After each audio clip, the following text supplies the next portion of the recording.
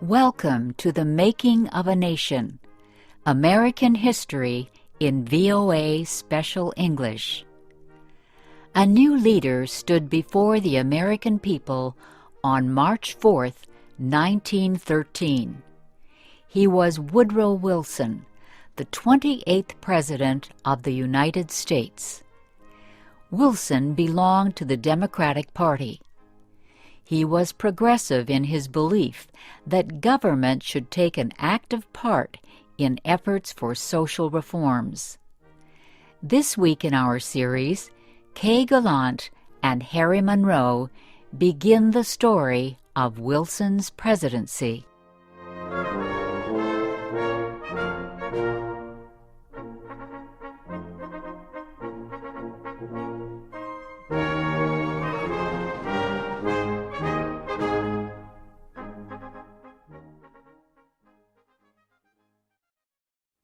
Woodrow Wilson had spent most of his life at Princeton University. First, he was a professor. Then, he was university president. Next, Wilson was elected governor of the state of New Jersey. His early success as governor made him a leading candidate for the Democratic presidential nomination in 1912. Wilson traveled widely around the country during the campaign. He made speeches to many groups.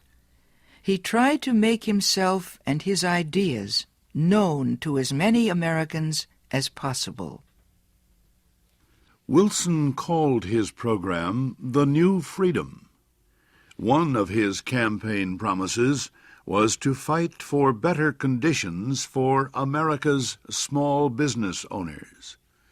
Such proposals helped him win the Democratic nomination for president.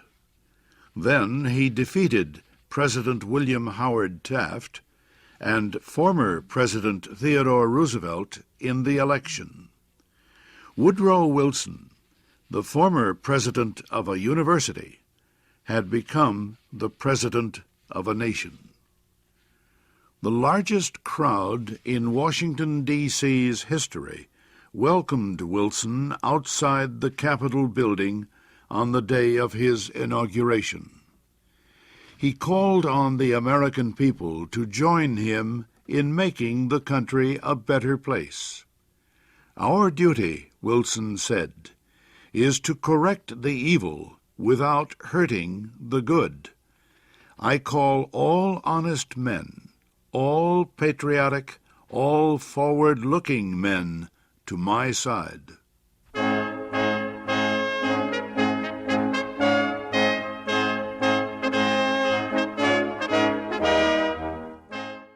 Wilson wasted no time.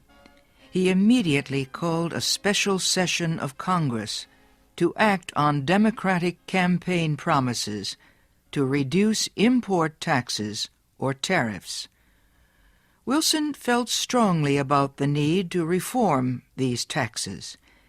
He broke tradition by leaving the White House to appear before Congress in person to appeal for his tariff proposals. Many members of Congress opposed Wilson's plans, but the new president used the results of a Senate investigation to win the fight.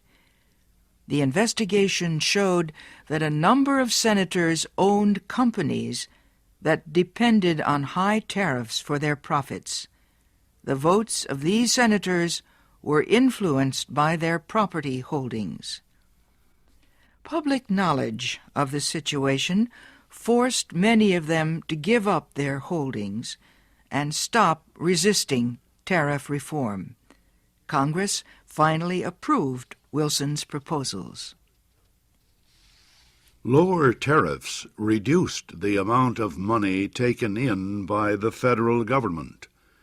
So the Senate also approved a tax on income or earnings. A constitutional amendment had been passed earlier to permit such a tax. President Wilson and the Democratic Party were pleased with the new tariff and income tax bills, but they were far from finished. Next, they turned their efforts to reform of the banking industry.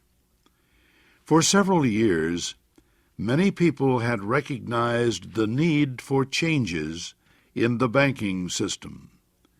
The old system of uncontrolled private banks had developed years earlier, before the United States became a major industrial nation. Many people agreed that a more modern system was needed, but they could not agree on details. President Wilson said control of the nation's wealth was held by too few men. He noted a report that said just 2 men controlled 10% of the total wealth of the United States. Wilson said the nation needed a money supply that could be increased or reduced when necessary to correct economic conditions. He said a method was needed to let banks help each other during economic emergencies. And, he said, laws were needed to prevent a few wealthy men from using the economic resources of the country for their own purposes. Finally, Wilson said the control of this system of banking must be public, not private. It must belong to the government itself. Wilson called his proposal for a central bank the Federal Reserve System. Under the plan, the nation would be divided into 12 areas. Each area would have its own Federal Reserve Bank. These area banks would not do business with the public. They would serve only as bankers' banks, and they would issue a new form of money supported by the federal government. Most important, the leaders of the new